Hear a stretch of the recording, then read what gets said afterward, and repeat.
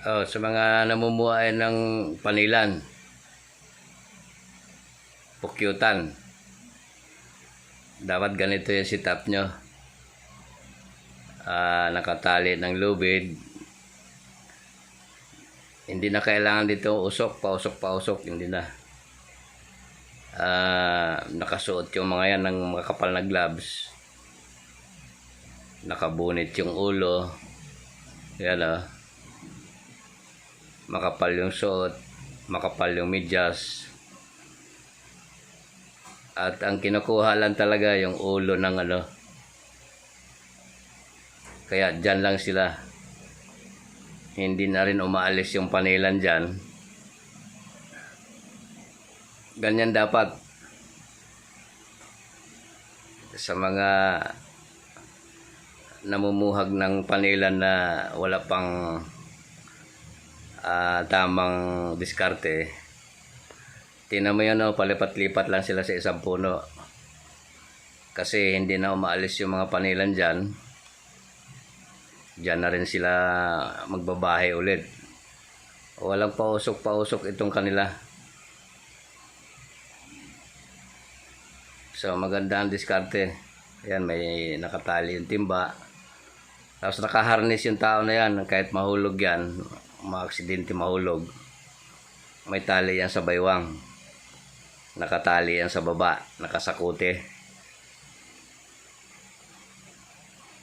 So malaking puno yan, napakaraming bahay dyan, kuha lang sila ng kuha.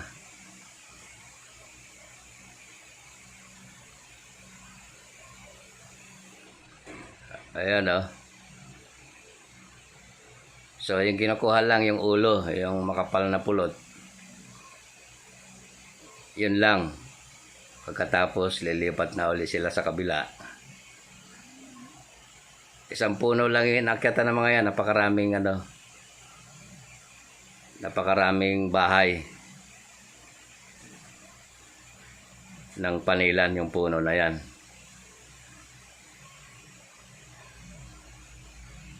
So mamaya ipapakita ko sa inyo yung ano kasi ito yung nag-starting na sila dito eh.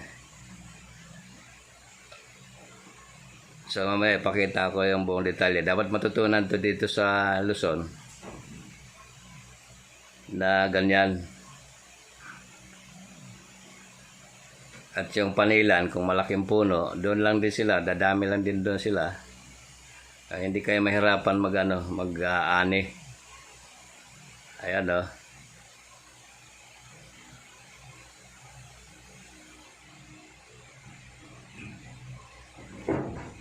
So kompleto sa yung itong mga ito.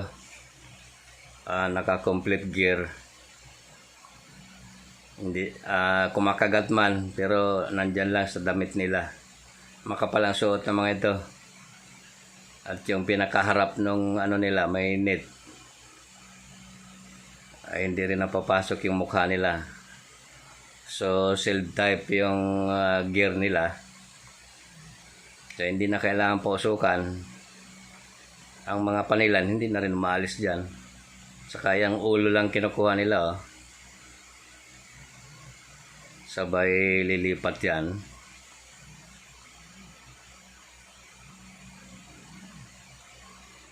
So yan, videohan ko ulit ng starting nila.